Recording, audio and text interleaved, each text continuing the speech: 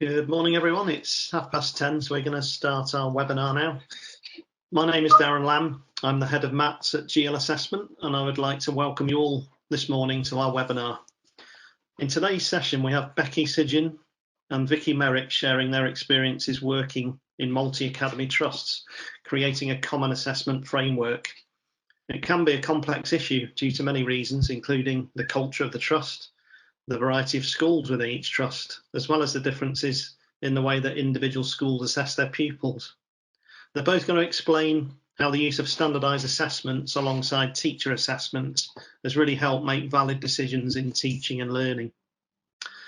Throughout the session this morning, we have muted all attendees apart from the panellists. However, you are able to ask questions throughout using the Q&A session down the bottom right-hand side of the screen.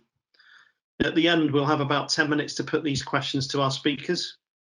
With so many people attending today, we'll only be able to pull out a few questions, but we will try and respond afterwards to as many as possible. We also are recording the session so that afterwards people can refer back to it through our website. Before we start, I'd just like to give you a profile of our two speakers this morning. So Becky is a schools data specialist and trainer with over a decade of experience in helping schools and maths ensure that their assessment data leads directly to impact in the classroom and contributes to improvement of outcomes. She started out as a data manager in a large secondary school and more recently was principal consultant for CISRA. Today, she continues to support schools across the UK through various organisations with a wide range of bodies, including 2 local authorities, GL Assessment, FFT, ASCL and Group Call. Vicky leads on impact strategy, assessment and progress within the central education team at Archway Learning Trust in Nottingham. She has 17 years experience in teaching and education leadership, and in recent years developed their bespoke common assessment framework, which aligns assessment practices across all secondary schools in the trust. We're really proud to have Archway Learning Trust as one of our centres of assessment excellence within GL Assessment. So thank you both today for your presentations and sharing your insights. We hope everyone finds it useful. And I'm going to start off now by handing over to Becky. Thank you very much for the introduction, Darren. So part of what I do in my independent roles involves helping maths with developing a plan for their maths-wide assessment. Today, what I'd like to do is share some of the hints and tips for creating a successful plan that I've learned along the way. The agenda for the next sort of 20 minutes is going to be, first I'll take a look at the benefits and challenges for a maths where assessment is concerned. I'll discuss some of the ideas of how to approach those challenges, investigate where standardised assessments could fit in, and hopefully provide some practical ideas to take away. When it comes to making sure that the assessment across a MAT leads to action and impact in the classroom, there are certain advantages to being part of a MAT. Firstly, more staff means a wider range of expertise available to help develop effective approaches to assessment. Secondly, larger numbers of pupils means that you've got more reliable, meaningful data to base decisions on. And lastly, that data can then be used to pinpoint areas of excellence, enabling the sharing and development of best practice between your schools. There are also some things that you need to think about as your MAT grows, and to manage those, you're going to need a coherent MAT-wide assessment policy. So firstly, let's have a think about context. Some MATs are widely spread geographically.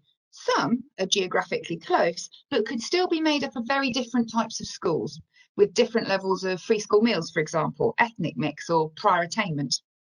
As a MAT grows, diversity of schools is likely to increase. Let's imagine a small trust, so 1 secondary and 4 primaries in a small town. It's an affluent area, high percentage of high and middle attainers. To remain financially viable, it needs to grow, but there aren't any more schools in the town. The next school that joins the MAT is actually from the neighbouring big town, which has some hefty pockets of deprivation and a higher proportion of low prior attainers. Now, up till now, The MAT has been happily measuring all its schools against a benchmark of FFT5, so looking at the top 5% of schools nationally. But is this really appropriate for the new school, considering that they're currently sitting at about percentile 63? Secondly, decisions have to be made about the level of autonomy versus the level of alignment within the MAT. So by this, I mean how much should a MAT mandate to its schools? It's great to be able to recognise the diversity of the member schools and to want each to retain its own unique identity. But at the same time, there's a lot of value in strong quality assurance systems and overall monitoring of real-time data. It's much easier to compare apples with apples when teachers and senior leadership teams speak a common assessment language. And that also helps to make sure that support is directed at the right places. Autonomy, I think, is fine when you're a small group, but it does get more difficult to keep track when you're a larger multi-academy trust. The next issue I've been thinking about is making sure that any assessment undertaken is truly reliable and valid. So what do I mean by this? Reliability is the consistency of what we're measuring. A measure is said to have a high reliability if it produces similar results under consistent conditions. Validity is the degree to which a measurement is meaningful and corresponds accurately to the real world. In other words, the measures need to fit what we're measuring.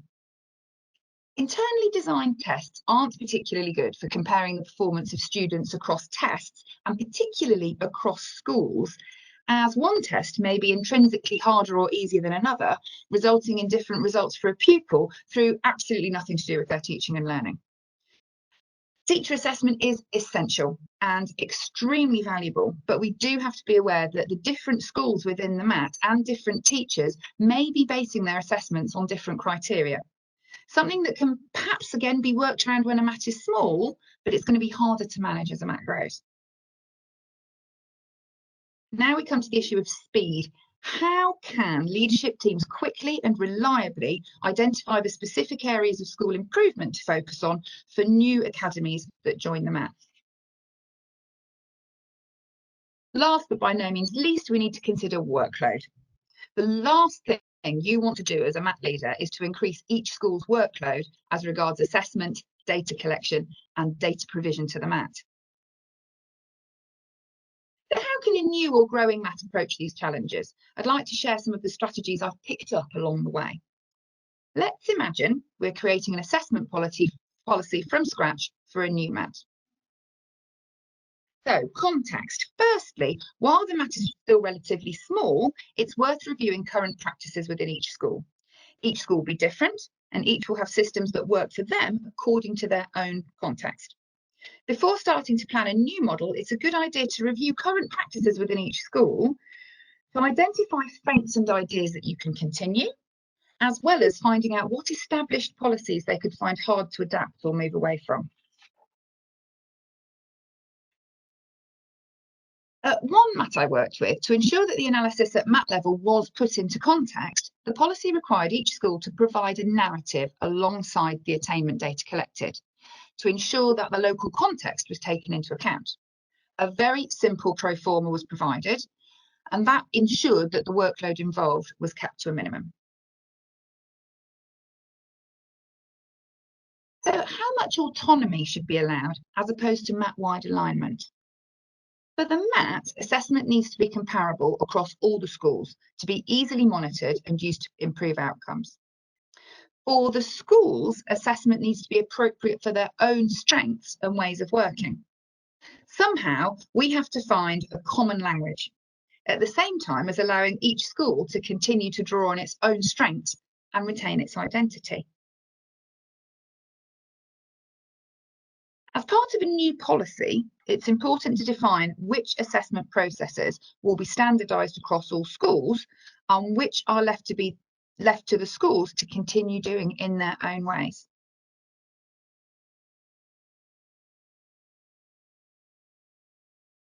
Now, one thing that is really valuable is to realise that once you've started on a path, you don't have to feel that you're stuck with it forever. Everything won't run perfectly in the first year with a new policy. Improvement is an ongoing process, and you're likely to hit snags along the way. So one idea is to agree a trial year and then review practices before finally formalising the policy. This may also have the effect of getting more of your school's senior leaders on board if they're aware that after a year they may have a chance to review practices. So now we need some good tests.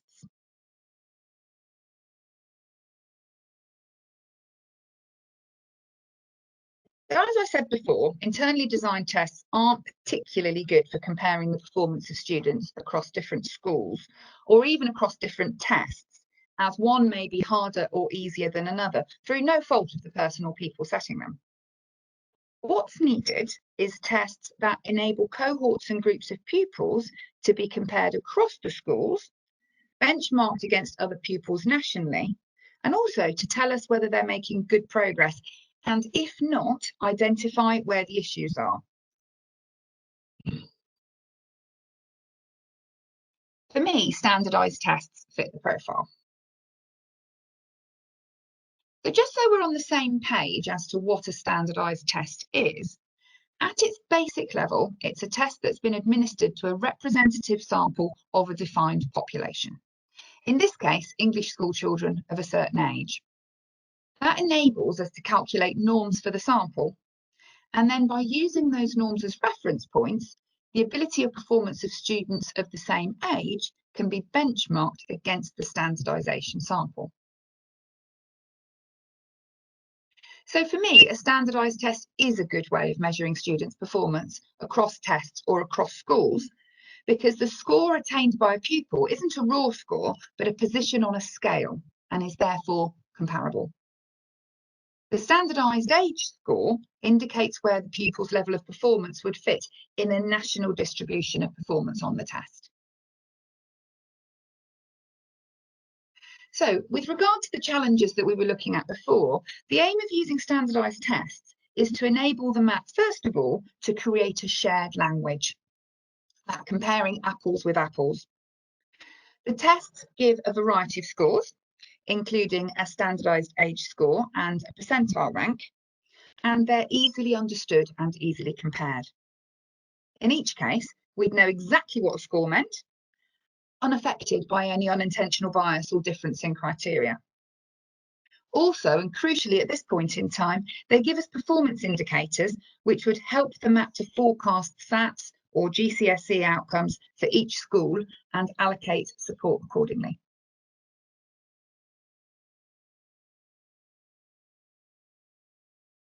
On a slight side note, the percentile rank also matches up nicely with the only data page in the IDSR, which is based on quintiles.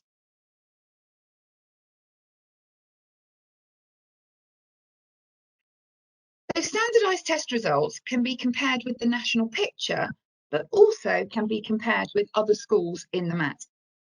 So they would position each cohort in each school for each subject within the national picture and within the MAT. And I'd say the group percentile ranking is particularly useful for this activity. Next, they make it very easy to identify underachieving groups and individuals. By tracking the gaps, we can easily pinpoint underachievement across the MAT, enabling targeted inter-school support. At each point, has the gap between the group's attainment and the attainment of the national sample remained the same, narrowed, or got wider? Also, has the gap between one group and another group remained the same, narrowed, or got wider?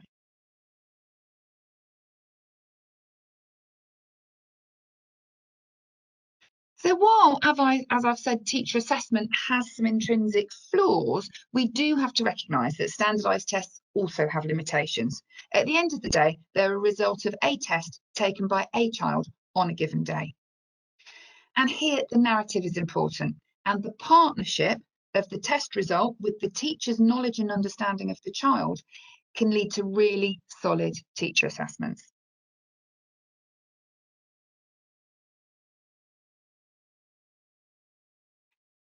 Standardised tests also offer very quick assessment and benchmarking for new schools joining the MAT.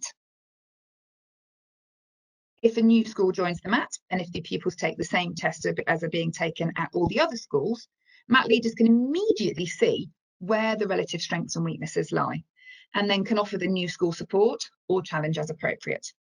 Here, we're looking at the average standardised age score for a certain test across 8 different schools. Could the schools with the strongest score offer those with the weakest scores some support, maybe?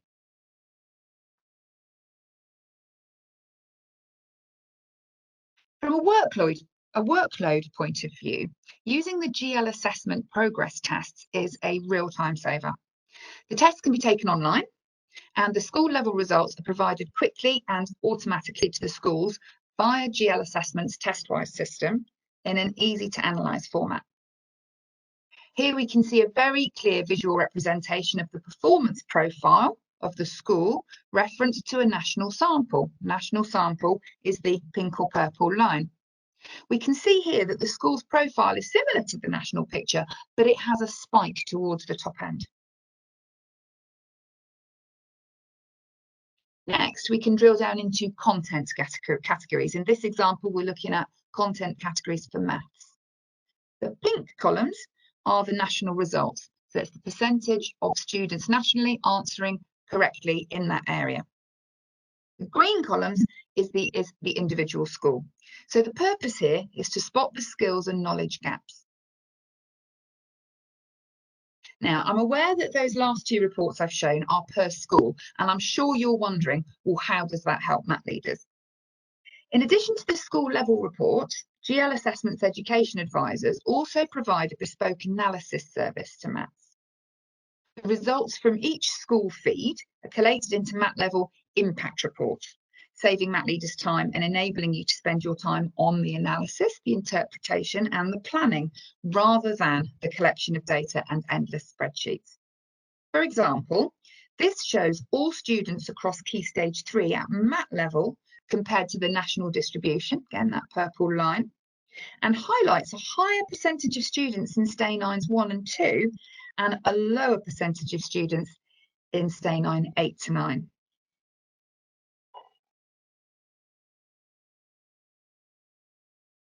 Here we can see maths curriculum content categories, so fluency in facts and procedures, fluency in conceptual understanding. And this shows the average attainment in each category against the national average over time. So the red bars are the MAT average for each category for each iteration of the test, and the grey bars show the national comparison at each point.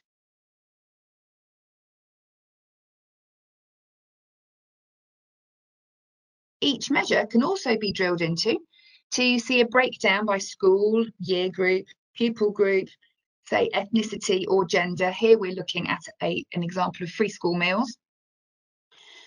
So again, we can enable quick identification of hotspots.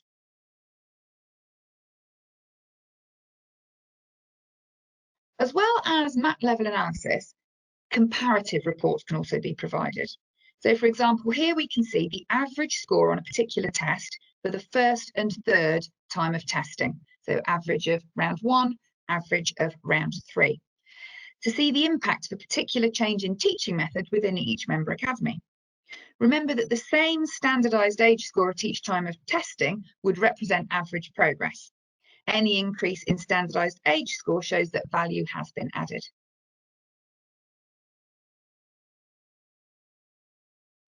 So in conclusion, I'd just like to recap some of the tips I've mentioned and to add a few more simple ones.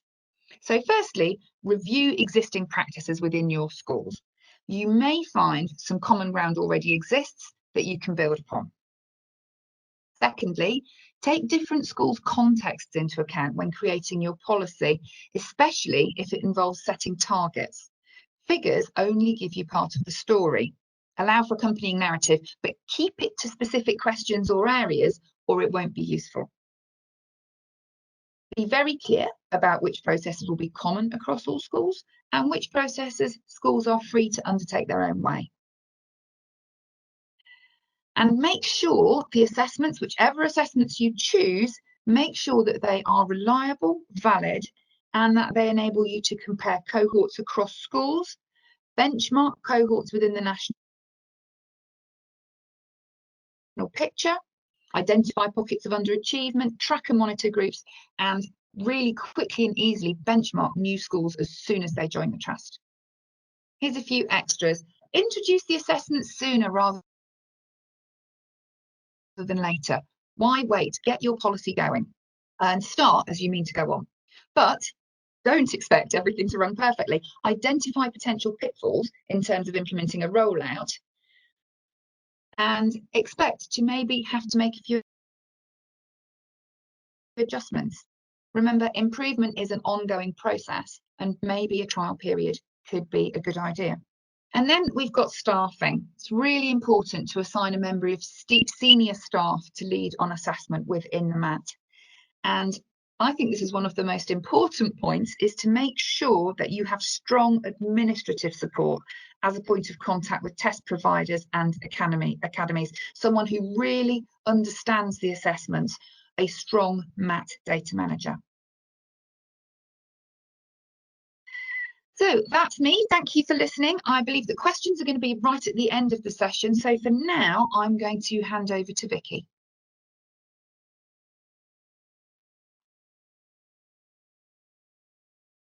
Hello, everyone.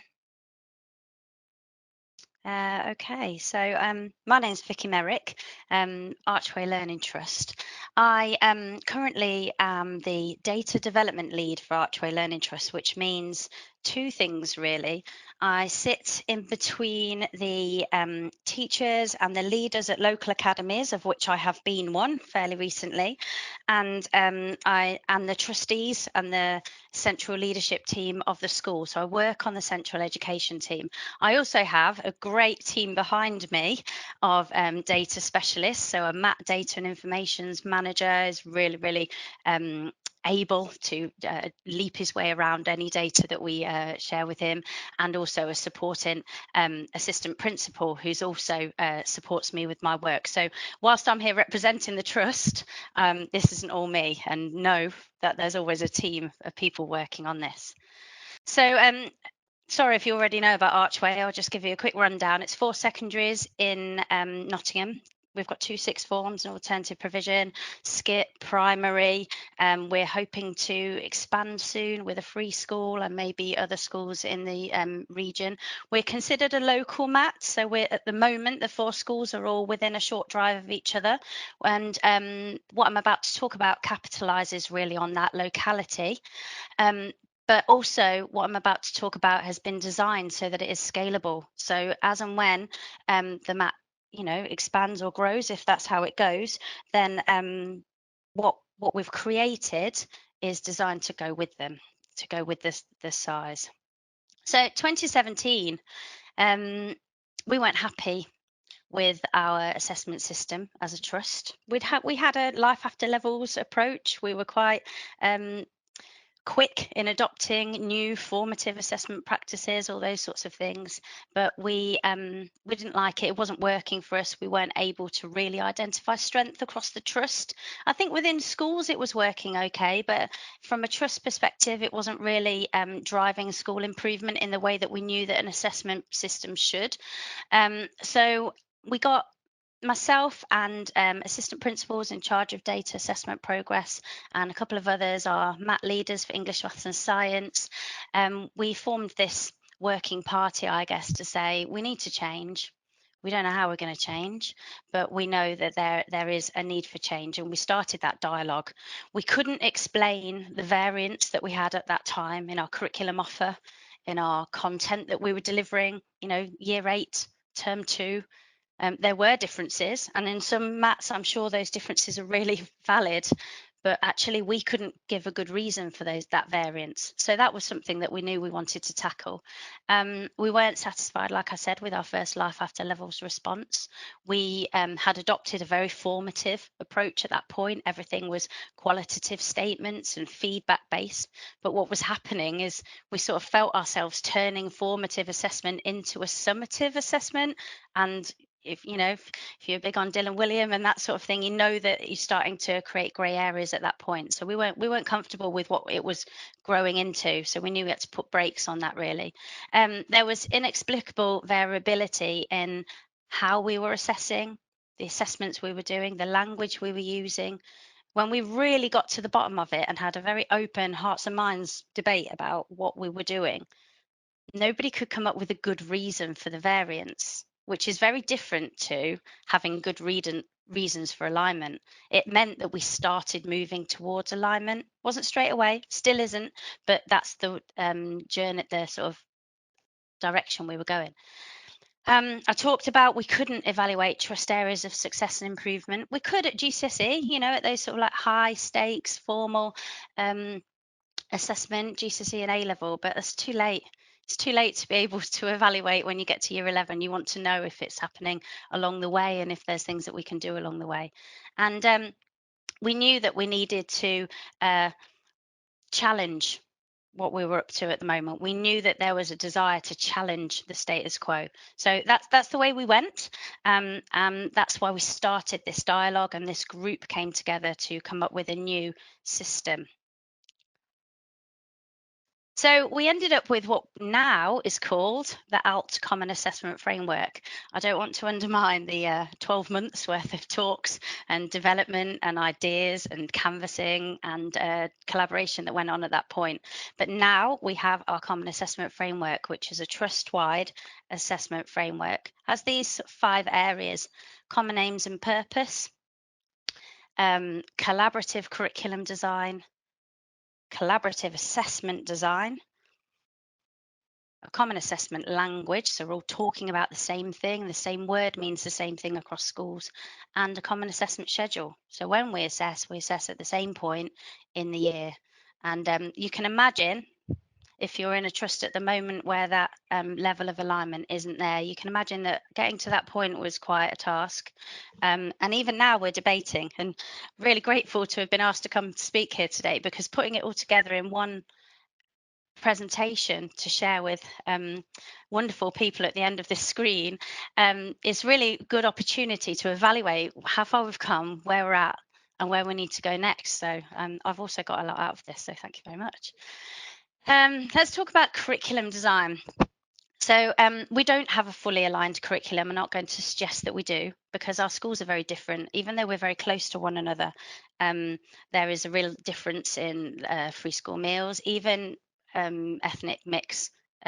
Even within a few miles, it's quite incredible how central Nottingham varies depending on the region you go. So we've had to have all that in mind, and the curriculum varies depending on the school and what's appropriate to the students. But there's certain things that can be the same. So we work on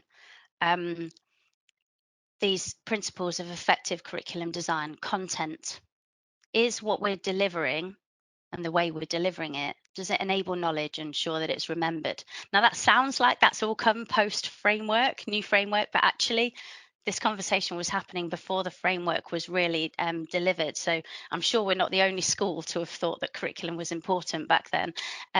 But the new framework has obviously helped to really bring that up to the fore. And then sequencing. You know, before that had a big posh word and a framework behind it. Everybody who's really into pedagogy and teaching and learning in the classroom knows that getting the order of what you're teaching right from the fundamentals is really important. So thankfully we were talking about that a while back, and the framework has enabled us to really push that even further. Because we're a local trust, we took a decision to give staff time to really deliver and move forward on any improvement priority. And at this point, assessment and our common assessment framework became a trust improvement priority for a full academic year. So that meant every member of staff, regardless of their position, was working towards making this impactful and successful. And we collapsed our timetable at 2 o'clock on a Thursday, or rather we did before the pandemic. I hope we will again. And that enables the staff to work together. So our commitment to collaboration really came true here. This isn't a top-down process. This isn't me and a group of people creating an assessment system and implementing it on the ground in schools. This is people in those schools working together to create a common assessment system. And that time on Thursday afternoon enabled that. Then there's assessment design. I've already talked about how we needed to separate out the formative from the summative because they were getting blurry. And the minute they start to blur, it doesn't really make sense. And then you're losing the purpose of the assessment, and we could see that it was becoming diluted. So we needed now to really separate these things out. Formative is about low stakes, no stakes assessment in the classroom, learning from what is in the classroom. Summative was our formal tracking, monitoring, evaluating, benchmarking opportunities. I know that you can learn from a summative assessment. I'm not taking that tool away from teachers. They still take a paper back to the classroom and learn from the outcomes of it. But it's that summative process that really, that's what drives the school improvement from an assessment perspective.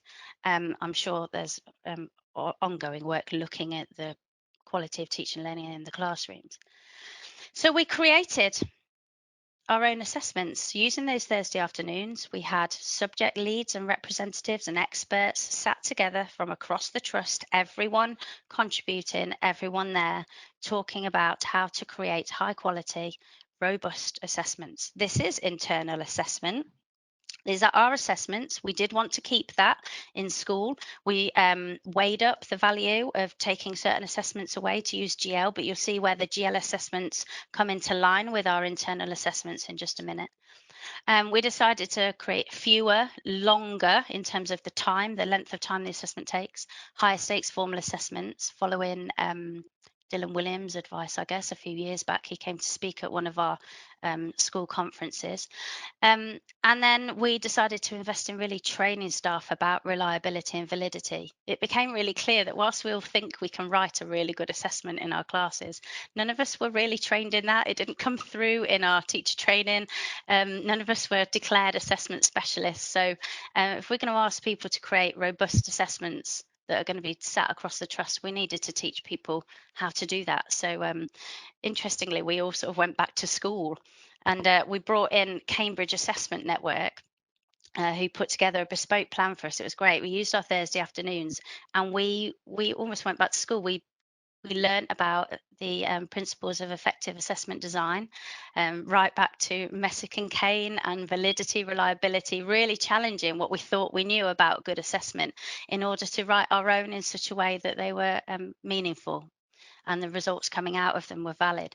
We also talked about assessment reliability and the circumstances under which students sit their assessments. So we've got this whole system of how long assessments should be, where they should be done, and when they should be done in the year. And then deliberately, we can write an internal assessment system all day long, and that will give us an idea of where students are in our own cohorts.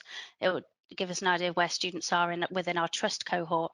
But we need to be able to challenge and test that from an external point of view. When these children get to those external exams, they're progressing in line with national rate.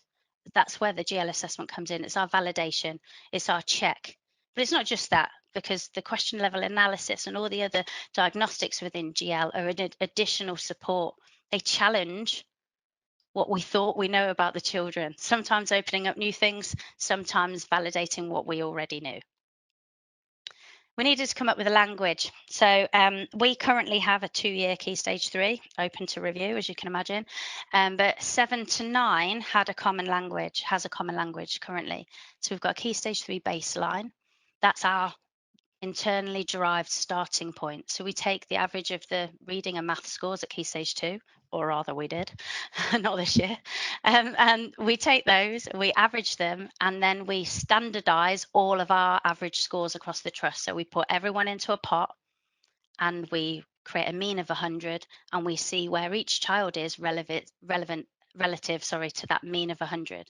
So if you are 105 in our trust, that is where you sit in our trust cohort. We know that on average, we have a relatively normal distribution across our 4 schools at the moment, could change when students come in. And we know that on average, we have a relatively normal distribution when students leave us. We have students that are very, very high ability all the way down to our very complex special educational needs. So really, truly comprehensive trust, which enables us to work in this way. We then take the raw scores from these common assessments, so same assessments at the same time across the trust, and we standardise those scores, again around 100. So you can see there's real similarities in the methodology that we're using to the GL methodology. And I'll be open and honest that I learned a lot from GL, and they've helped me develop my understanding of the statistics behind it. So we have our baseline, that's where a student started, maybe at 105, and we have their standardised score in each of their assessments. So in English, they might have come out as 107, in maths, they might have come out as 98, in history, they might have come out as 110. You can imagine those scores then become quite comparable.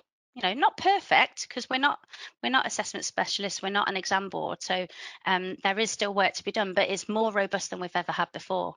And that progress score is what we report home to parents. So we report whether a student is above, in line, or below, or well below their baseline. The parents don't see the numbers at the moment. The way we've done it is that the number takes their mind away from what we're actually trying to say. But if a student exceeds their sort of like rank order, I guess, within the trust, we say they're making accelerated progress. If they fall behind that, and in the standardization they fall below 100, whereas previously they were above, we would say that there's need for intervention there, and we need to get involved and work out why that is. It's not a label. We don't label a child in line. We label the outcome of that assessment in line with where we'd expect them to be. And then we investigate further, really, to see what that's all about. At 10 and 11, we start adopting more of that sort of GCSE/vocational approach. So the current grade, we all call it the current, that is the assessment grade, either from a mock, or at the beginning of year 10, we have an internally derived assessment. Our benchmark is our internal target setting system. It's using Key Stage 2 prior attainment, but it doesn't use any sort of external company to arrive at that for us. We've developed our own system. And then the student target actually uses the CAT 4 if challenged grade. So that's where GL assessment pops in there. And that's the target that we currently communicate with students and parents to sort of inspire them. This is what you could do if you put your mind to it, statistically. This was our common assessment schedule in previous years. So to summarise, you can see 2 assessments per year that say OUT. That's our internal common assessments. And then you can see how we've put GL assessment within that. So we say in the trust that the common assessment framework isn't just our internal assessments, it needs to be both. So where you can see an emphasis on some time and energy that goes into the GL assessments for the benchmarking and the validation activities and the QLA that goes with that, you can see that there's less internal assessment going on. You can see how the progress tests in English, maths and science we choose to use as a sort of a bookend for the official Key Stage 3. So they come in at the beginning of year 7 and the end of year 9. That's our validation activity again. And also interesting to review the effectiveness of your curriculum. We thought we taught that really well, but compared to a national standard, did we teach it really well? Did the students learn it in the way we wanted them to? So those sorts of questions come from that. We've got an emphasis on reading, got inner city children, lots of deprivation, so it always makes sense to have an emphasis on reading and pushing that forward. And there's a whole literacy strategy that sits behind that, but that enables us to measure the effectiveness of it. And you can see the spread of that across the year, and that's happening across all 4 schools and similar. We give everyone a window to complete the GL assessments because the logistics are quite different at every school. Some schools we can get a whole year group in one sitting because we've got enough IT facilities. Other schools it can take a couple of weeks to have people going in on rotation. So we have to have an element of flex there to support that. I thought it might be interesting to know how we analyse our internal assessments. We use Power BI. I said before, we've got a really strong team of data experts and analysts that work alongside me, and they've really upskilled themselves recently in use of Power BI to pull all of our data together. You can see how this is a Key Stage 3 overview. This is one particular school's Key Stage. Oh no, this is all 4 schools, my apologies. You can see their average standardised score. That's our internal standardised score across the schools. You can see their progress band, so green being in line, the orangey colour being below, and the red being well below. If there's a grey there, there's a student who for some reason didn't take the test. And because that feeds really seamlessly from our data collection system into Power BI, and we've invested time, energy and resource in developing that expertise and skill, we can turn that around within 24 hours of data snapshot. So that's quite, and all the leaders and middle leaders across the trust have access to the same thing.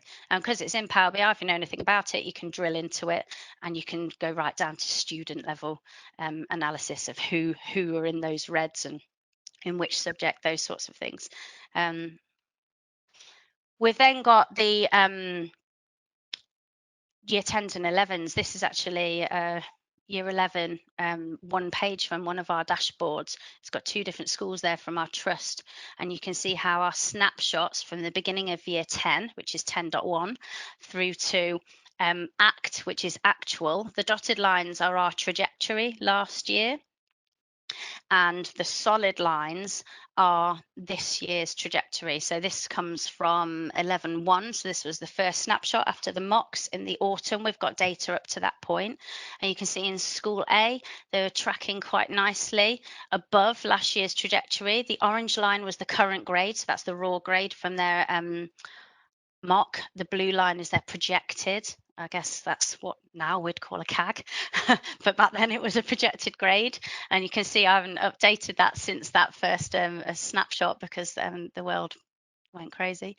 But we will update all that to see how things might look in just a moment. But you can see how, because we've got this common assessment framework embedded, on reflection, faced with the recent crisis coming up with centre assessed grades and those sorts of things, we felt relatively confident that we already had a system in that knew the sort of progress that the children would make.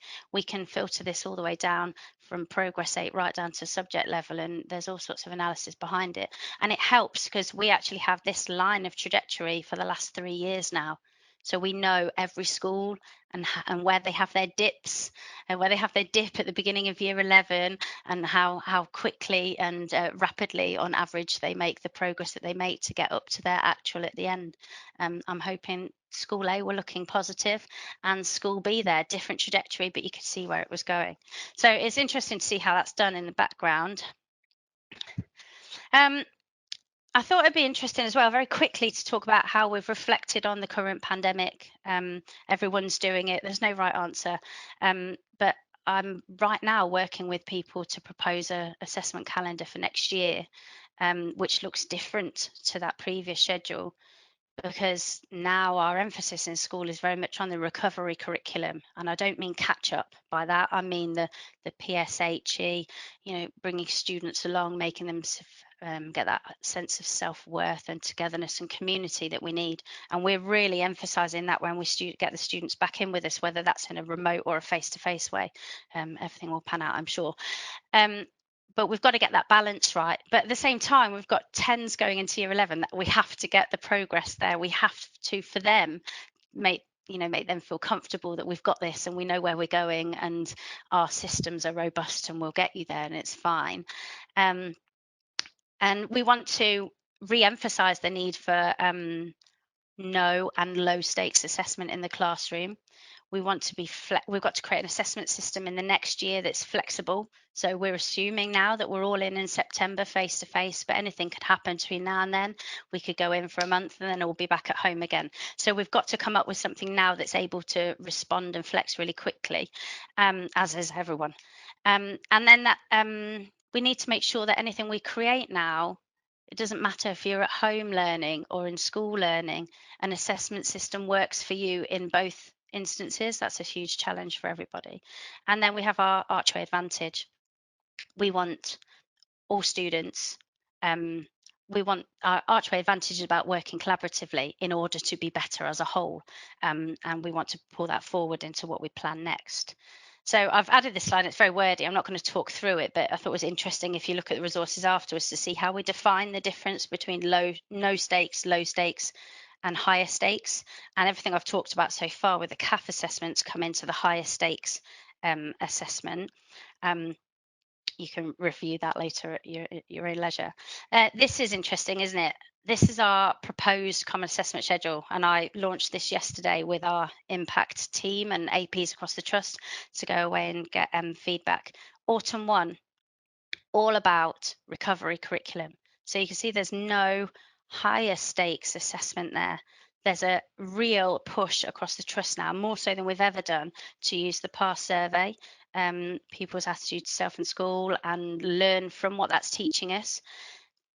So I think 3 of our schools have used the PASS survey quite regularly in previous years, so they'll be able to see how a cohort's attitudes have changed at cohort level or even at individual level. So that's interesting. We don't know what that's going to show us yet, but we're bringing that in. So when we do assess any child at the beginning, whilst welcoming them in and checking that they're, okay and comfortable with being in school, we are going to use the data to identify what we need to do next and bring in strategies. And I'll be working with a new set of people, because it won't be the assessment leads working on that. It will be our year leaders and our pastoral teams and those sort of like support workers around the school. So that's going to be a big shift for us. We're still emphasising reading. We normally do the progress test in English, Maths and Science at the end of year 9, but we haven't managed to do that this year, so we are going to prioritise those for the beginning of year 10, just not to give us the standardised age score because we're slightly out of an appropriate window, but really for the question level analysis and the focus on that. And then you can see how our trust assessments have reduced somewhat. Rather than doing 2 a year in every year group, we're actually going to do 1 a year for most subjects in year 7, 8 and 9. So we're not overemphasizing higher stakes at the point where the children are feeling the most vulnerable. So yeah, slight shift, interesting. 12 and 13, there you go. Lots of deliberation over how and where you put a mock for a year 12 student right now. So that's a big discussion out there. Don't have all the answers just yet. And next steps. So that's gone out yesterday via the impact team. They're taking it back to their schools. This is our emphasis on collaboration, not top-down approach. They're going to come back to me with how that looks from their school's perspective, and we will come up with an agreed approach going forward. I need to talk to children when they're back in. I need to talk to some parents about how they feel about assessment and the current situation. We need to make sure we communicate, settle the ship, make sure everyone knows what's happening, why it's happening, and how it's in everyone's best interests. We probably need to scenario plan what happens if we all get sent home again and we're 50% face-to-face, 25%, those sorts of things. And we need to upskill, more development in staff training. What does assessment look like, formal or informal, in an online, digital, remote learning, flexible world? So that's, you can imagine the work that I'm doing, as I'm sure you are doing at the moment on that. And there we are. Busy whistle stop tour, Archway Learning Trust. There's lots there, and I'm always open to talking to anybody, not only to share what we're doing, but also to accept challenge, critique, and learn from you as well. So feel free to get in contact with me. Thanks. That's brilliant. Thank you so much, Vicky. So clear and great to see what you're doing, not just in previous years, but this year as well. And thank you, Becky, as well, for your insights into what you've learned through your journey. Just very quickly want to talk about how we are supporting trusts before we move on to questions. Now, a lot of these things have been covered in the last 45 minutes already, but I suppose the key things that we're talking to trusts about at the moment, bearing in mind the amount of time people have been out of face-to-face learning, and with September looming for schools returning, just really around transition to Key Stage 3, with no national data this year, understanding what their prior attainment would be of the pupils coming into year 7, with a lack of national data is a key area that trusts are contacting us about. And with our CAP 4 assessments, we are able to provide retrospective Key Stage 2 scaled scores, as well as all of the important information that CAP comes along with to help understand how to develop and get the best out of pupils. So that's a key area. Vicky's already touched on recovery curriculum. So a number of our assessments can help you understand where those pupils need support whether it be with reading, whether it be with how confident they're feeling about their learning when they come back to school.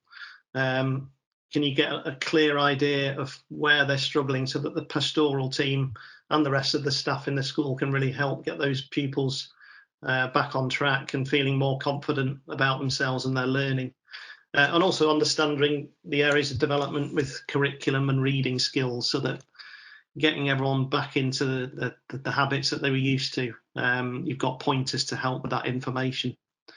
In terms of helping trusts, generally with the data, a lot of our assessments has provided evidence of impact of interventions. So that could be short term, it could be long term.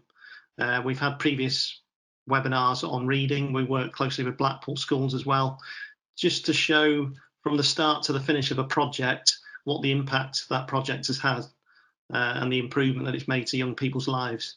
And GL are very proud to work with a number of trusts on that and projects to help get all of that data aggregated together. Becky showed some of the slides earlier, just on how we can show across a trust. The reporting shows how the interventions have worked. So there's a lot of different areas that we're working with trusts. We currently have about 60 trusts that we're working with. Some of them on the screen here. I know some of those trusts are on today, so welcome to you all, as well as every other trust that's on today. If you need to know any more about how GL can help your trust going forward, please get in touch and we can have a conversation and help you with that. So we're just going to move on to questions now. There's been quite a few coming in, and I'll try and direct them to the most appropriate people. Vicky, I've got a couple here. Really, how did you get the buy-in from all of the schools into that central assessment policy? Yeah, great question. It's an ongoing buy-in, because people change, schools change, leadership teams change. So I'll never say that I've got it, but at the very beginning, it was about rather than trying to talk about what we wanted to achieve, because people are very wedded to their own ways, and quite rightly so. You know, I was an AP at that point working at one of the schools. I thought I had the answers, but the reality was what we ended up doing is spending some time agreeing what we didn't like. And once we'd agreed what we didn't like, it was quite easy to then come to a conclusion that there was something that we did need. We did also have some quite strong direction from trustees and leadership team. We had to do a lot of work selling the benefits of learning from one another, acknowledging that we're not in competition, that we are one trust working together, and identifying where there'd already been benefits from learning from one another. So I'll definitely not say that it was a quick and easy win. It's not, and it continues not to be. But it's, yeah, right back to your leadership training there, I'd say. Pick out the slides and go through them one by one and just listen to people, because everybody's got a point. So that's sort of what I'm doing still now. And if you had to say there was one big barrier to overcome, what would you say it was and how you overcome it? Acknowledging that the schools are different. How do you align a system when the school's contexts are so different? That's the biggest barrier, I think, because people can't see how it makes sense to have something that's the same as the very able, very positive Progress 8 score up the road.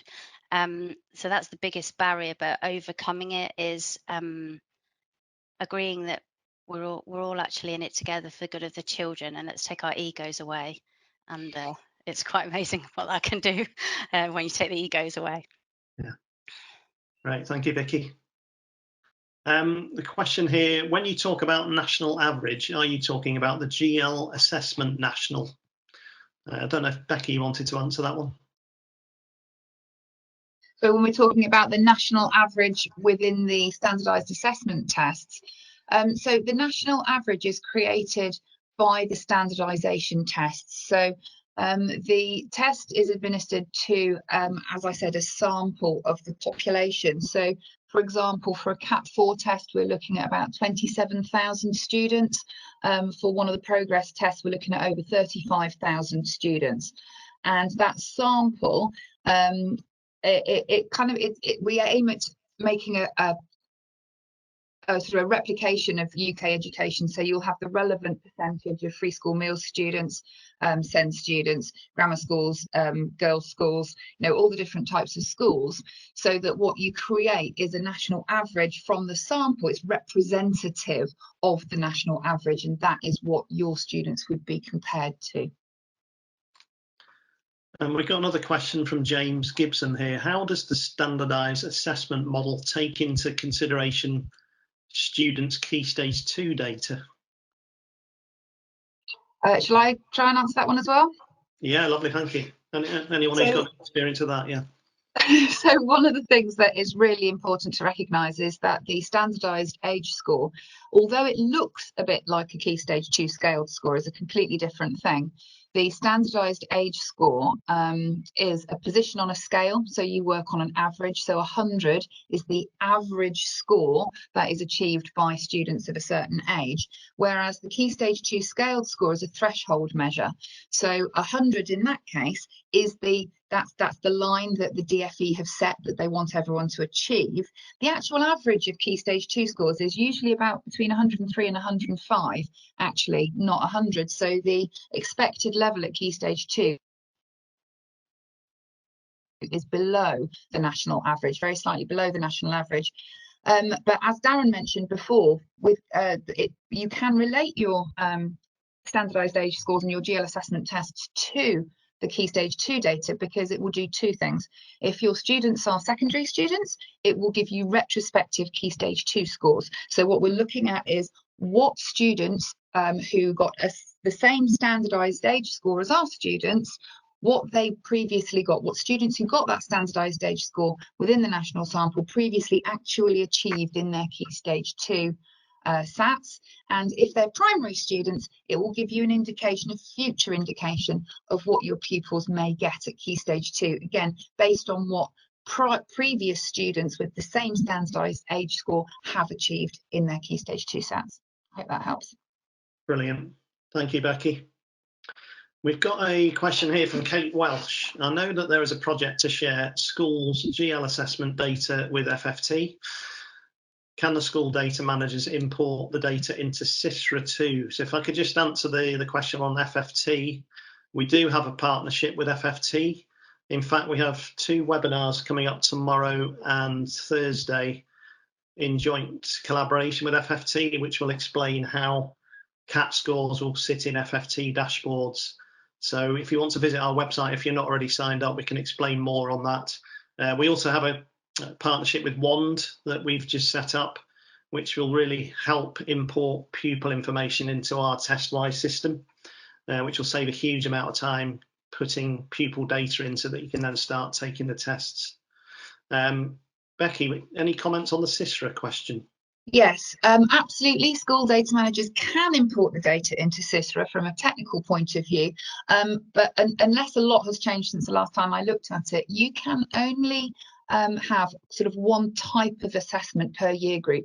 So let's imagine you wanted to import your Year 7 standardised age scores. That would then preclude you from uploading anything else, say an expected progress score. So it depends. For CISRA, I think you have to choose one type of summative assessment to be tracking per year group. So you can, because CISRA is completely flexible and you can set up absolutely any kind of assessment that you want in it. But I think you're limited to one, so it would depend whether you're already uploading something else. Great, thank you, Becky. We've just got time for one more question. I'm trying to keep on time here. So, will there be MAT level analysis available to me that I can share with the trust and schools? And will the schools get the same thing for their pupils? That's from Kate Welsh. I think I can answer that for you, Kate. We have both levels basically. Any school that uses the GL assessments can access group reports, individual reports. We also have cluster reports across schools that are available in our systems. And then using our education advisor team, we provide what's called impact reports, which Becky touched on as well. So if you're looking for key headline information across your schools on certain areas, we can help you to pull that together. So we cover all aspects because it's important that reports are available for all people within schools and trusts. Because at the end of the day, it's to help pupils be the best they can, as well as work out the strategy across schools and trusts. So yeah, it's all available. So that's the end of the questions. There are a couple of specific questions which we'll get back to those people on. We've got all of your contact details, so we will come back on those specific questions, which were school level questions. We hope that you found this morning interesting and you can take away some key things to help with your plans going forward. Everyone will get an email after the webinar with the slides and a link to the recording so that you can look back over it. And if you've got any questions at all, please get in touch. There's a couple of email addresses at the bottom of the slide there if you want to get in touch. And thank you very much to our presenters this morning, Becky and Vicky. And thank you everyone for attending. And we hope to see you on some of the FFT webinars this week.